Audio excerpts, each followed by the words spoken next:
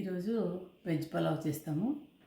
4 గ్లాసులు కడిగి పెట్టుకున్న బియ్యము కొంచెం ముందే నానబెట్టుకోవాలా. క్యాలీఫ్లవరు, ఇష్టమైనంత వెజిటేబుల్స్ మీకు ఇష్టమైనన్ని వేసుకోండి.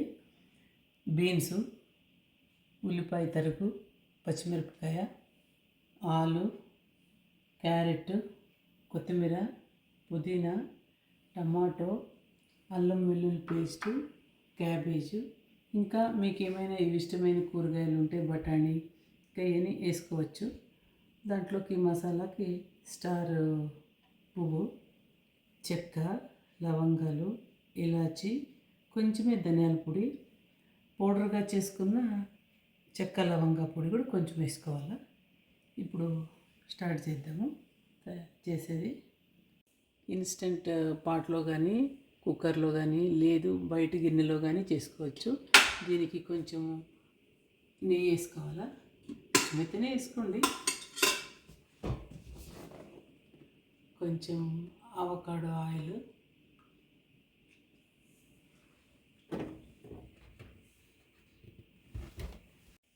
దీనికి ఆవాలు, జీలకర్ర అలాంటివి వేయను నేను. ఈ దినుసులన్నీ వేసుకుందాం. చెక్క, లవంగా, యాలక్కి, పువ్వు.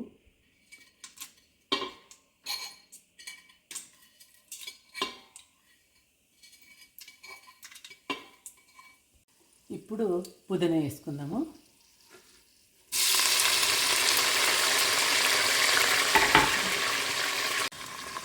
పుదీనా కొంచెం వేగిన తర్వాత పచ్చిమిరపకాయలు వేసుకుందాము.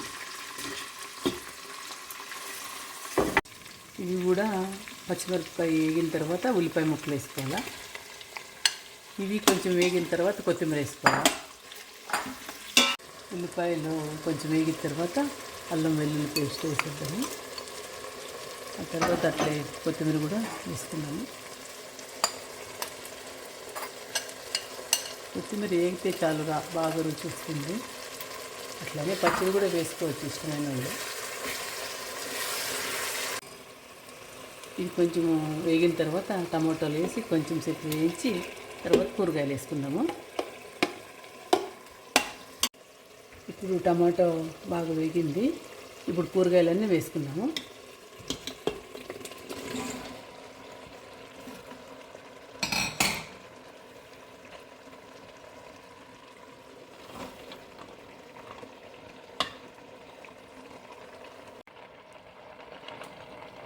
ధనియాల పొడి, చెక్క లవంగ పొడి వేసుకున్నాము.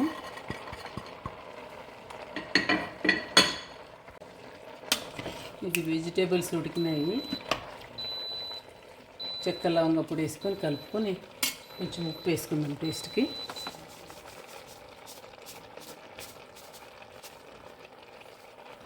ఇప్పుడు బియ్యం వేద్దాము. 4 గ్లాసులు బియ్యం ఇవి. దీంట్లో ఇన్స్టెంట్ పాట్లో చేసేటప్పుడు 4 నీళ్ళు వేసుకోవాలా. మనం ఎన్ని గ్లాసులు వేసుకుంటే అన్నీ నీళ్ళు వేసుకోవాలి.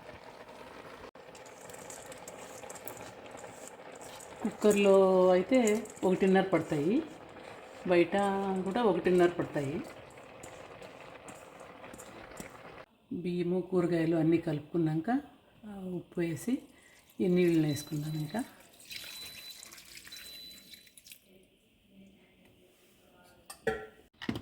ఇప్పుడు ఉడికిందేమో చూద్దాము.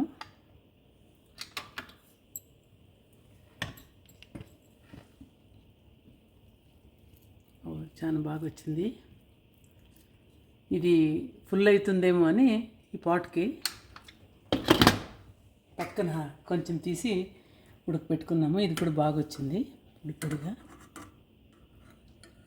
టేస్ట్ అయితే చాలా బాగా వచ్చింది.